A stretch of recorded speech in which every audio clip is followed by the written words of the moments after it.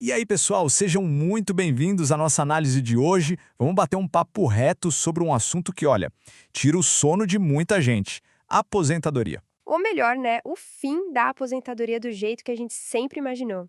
E ó, antes da gente mergulhar de cabeça nesse tema que é denso, já sabe, né? Se inscreve aí nos nossos canais no YouTube, no Spotify, ativa o sininho para não perder nada do que a gente prepara por aqui. Esquece tudo que você já ouviu falar sobre aposentadoria. A gente começa com essa frase do Gustavo Cerbasi, que já dá o tom da conversa. É praticamente um soco no estômago, né? Porque é aquela imagem clássica de trabalhar 35 anos, pendurar as chuteiras e só curtir a vida. Bom, essa ideia não só tá velha, como pode ser a maior armadilha financeira que existe hoje. E para a gente conseguir navegar nesse cenário novo, a gente montou um mapa. Primeiro, vamos entender por que a promessa da aposentadoria quebrou de vez. Depois, a gente vai desmascarar as falsas soluções que vivem empurrando para a gente. Exato. Aí, a gente vai ajustar a nossa bússola para o que realmente importa, a liberdade. Vamos virar a chave da mentalidade, do trabalho para o capital, e no final, a gente entrega um mapa completo dessa jornada para construir um futuro seguro. Bora lá?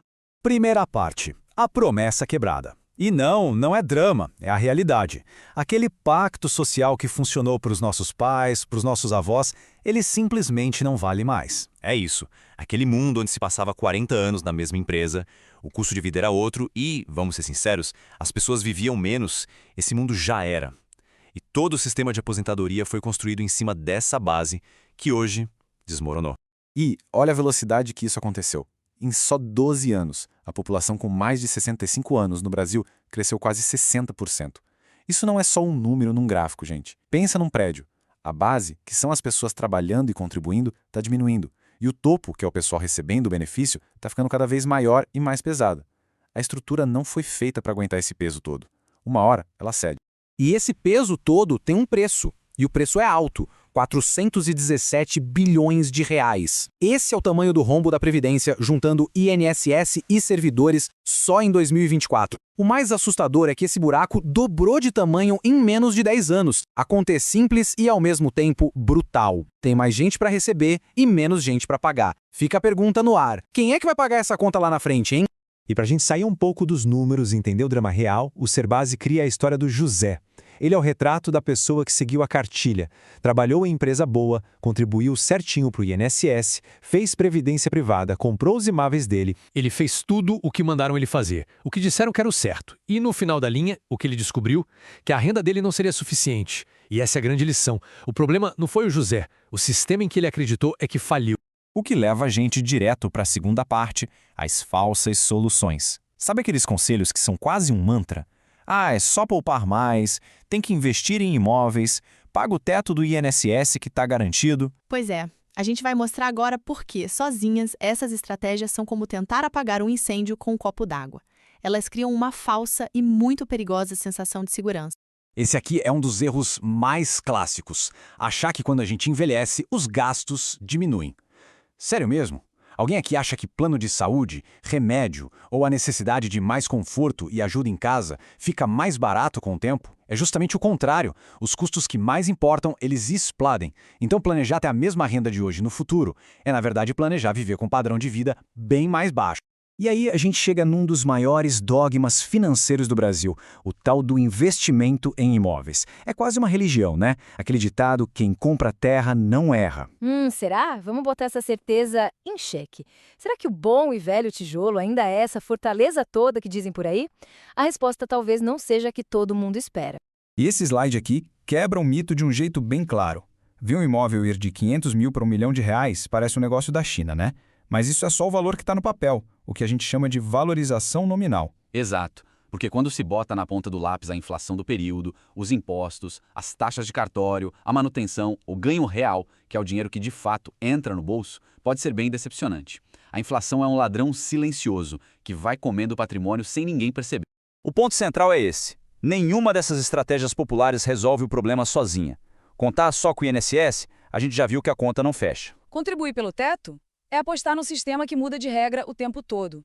Apenas poupar mais? Se é uma estratégia de investimento boa, é a mesma coisa que encher um balde furado. Trabalhar mais tempo depende da saúde, né? E começar mais cedo? É ótimo, mas começar cedo na direção errada só faz com que se chegue mais rápido no lugar errado. Ok. Então, se tudo aquilo que a gente conhecia está desmoronando, qual é a saída? E é exatamente aqui que a nossa análise dá uma virada de 180 graus. A resposta não é tentar remendar o modelo antigo. É mudar completamente o nosso objetivo. A palavra mágica não é mais aposentadoria. A palavra agora é liberdade. Mas o que é essa tal de independência financeira? Primeiro, esquece aquela imagem de não fazer nada o dia inteiro. Não é isso. Pense assim, é o poder de escolha. É poder acordar de manhã e decidir se vai tocar aquele projeto que brilha os olhos ou se vai tirar o dia para ler um livro. É trabalhar por prazer, não por obrigação. É chegar num ponto em que os investimentos pagam as contas e o salário vira uma opção, não uma necessidade. E a história do próprio Serbasi é a prova de que isso funciona. Com 31 anos, ele já tinha alcançado a independência financeira. E ele não se aposentou, não parou de trabalhar. Muito pelo contrário. Ele ganhou um superpoder, o poder de dizer não.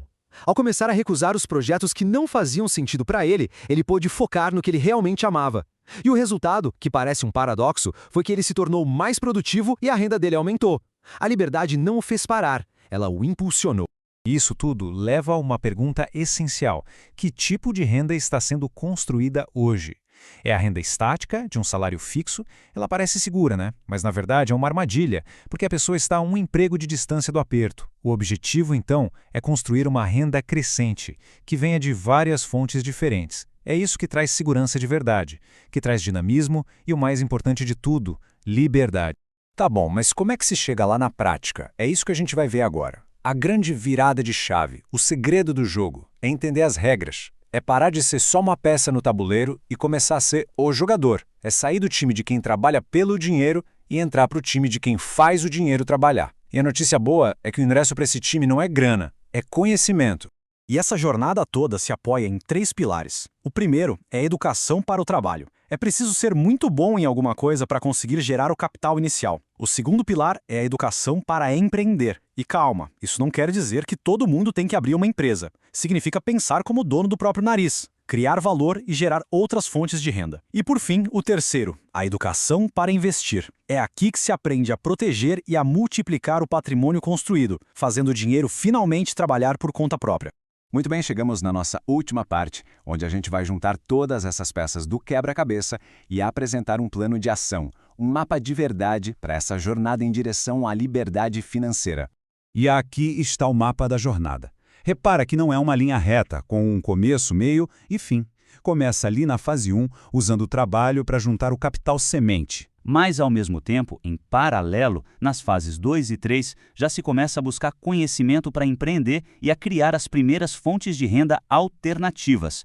Uma coisa não exclui a outra. E aí, nas fases 4 e 5, o foco aumenta em reinvestir, em diversificar, em aprender a investir de um jeito mais sofisticado, até chegar no ponto de administrar o próprio patrimônio, o próprio legado. É um ciclo que nunca para, de aprendizado e crescimento.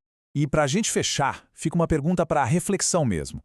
A renda que se tem hoje, o jeito que se ganha dinheiro, ela aproxima ou afasta da liberdade? A carreira que está sendo construída é uma ponte para o futuro desejado? Ou é um buraco que gera cada vez mais dependência? A honestidade nessa resposta é o primeiríssimo passo para a mudança. Porque, no fim das contas, a mensagem é essa.